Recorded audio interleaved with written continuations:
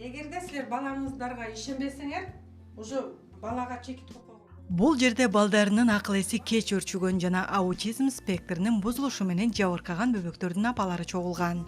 Аутизм диагнозу аныкталганда ата-эне жана үй-бүлө мүчөлөрү үчүн катуу сокку болот. Ошондуктан үй-бүлөдөгү эмоционалдык жана социалдык кыйынчылыктарга дуушар болбос үчүн аутизм жөнүндө маалыматтарды кенен билүү абзел. Өзгөчө балдарды түшүнүү, коомго кошууда ата-эне жана үй-бүлө мүчөлөрүнүн ролу чоң. Алар бала менен жеке иштешүүнүн аркасында гана жакшы жыйынтыкка жетет. Мен мисалы мындай жөнөкөй тил менен айтканда, например, бул аутист бала болсо, бул классический 100% аутист бала болот. А бул болсо около аутист десем болот. Бул классический аутист бала эми бул коррекцияга поддается, бирок бул оору эмес. Бул жанагындай сахарный диабет эмес, бул грипп эмес, бул оору эмес. Бул бала коррекцияга подлежит, коррекция кылып, поведениясын оңдоп, өзүнүн көчөдө, коомдо алып жүрүүсүн оңдоп, окуганды үйрөтсө болот. Кыскасы баланы үйрөтсө болот. А бул балдарды нормага чыкканга чоң мүмкүнчүлүк бар. Эмиль, сейчас какое время года? Зима. Назови мне зимние месяцы. Бегайым Исакованын оолу 6 жашта, баласынын акыл эси жактан өнүгүүсү кеч экени 2-3 жашында байкалган.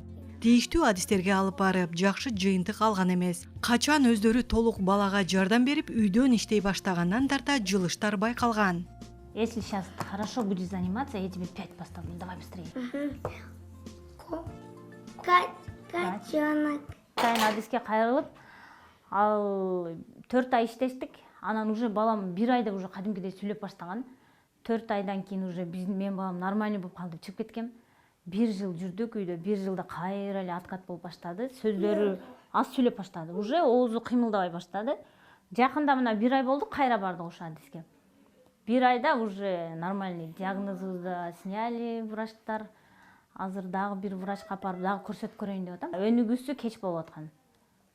Например, азыр 6 жашта болсо, бир 4 жаштагыдай деп диагноз коюш керек эле, бирок азыр иштешип баштаганга байланыштуу нормальный өзүнүн жашыдагыдай эле балдар. Үйдө мен 4 саат даже иштешем кээде. Азыр эми бала алып баштаганыма байланыштуу 2-3 саат эле карап калып атам. Андан кийин дагы адиске алып барам. Ал жактан новый темаларды үйрөнүп келип, кайра 2-3 саат. Короче, бир күндө обедтен кийин 2-3 саат, анан кечинде дагы 2 саат. Общий 5 сааттай убакыт кетет да. Ты молодец. Быстро читай. Маяк. Игра. Воин, да? Воин. 2 жашында диагнозун билгенбиз. Диагнозу рас деп коюшкан. Кээ бир врачтар даже балаң возможно сүйлөбөйт деп айткан. Биз ошо бала майынан көчүп келип, аябай көп лечение центр, көптөгөн лечениялар жасадык. Мен бул путьта биринчи өзүм баламды принимать эткен жокмун. Азыр эми шүгүр, баары жакшы. Балам да сонун колоссальный результат көргөндөн кийин өзүм принимать эттим, өзүм өзгөрдүм десем болот. Бул путьта мен эмнени түшүндүм? Качан мама же апа же ата-эне өзү ушул туура жолду тандап, туура специалистти тандап, ошол специалист менен иштесе, өзү дагы киришсе, включенный болсо, анан кийин жакшы результаттарга жетет экенбиз.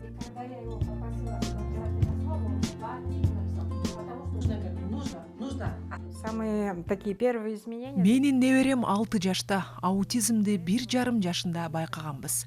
Биринчиден диагнозду кабыл алуу оор болду. Неберем үчүн жер котордук, иш котордук, барбаган жерибиз калган жок десем болот. Үй-бүлө үчүн да өтө оор. Баягыдай жай турмуш жок, дайыма стресс, элден да алыстайт экенсиң. Анткени көпчүлүк түшүнбөйт.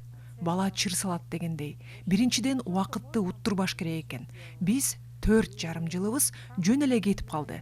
Бирок азыр жолун таптык. Жылыш жакшы. Встать и идти дальше. Бүткүл дүйнөлүк саламаттык сактоо уюмунун статистикасында дүйнөдөгү 100 баланын бирөө аутизм менен жабыркайт. Илнура Кайнарбек кызы, Данияр Амантур уулу, Замана студиясы.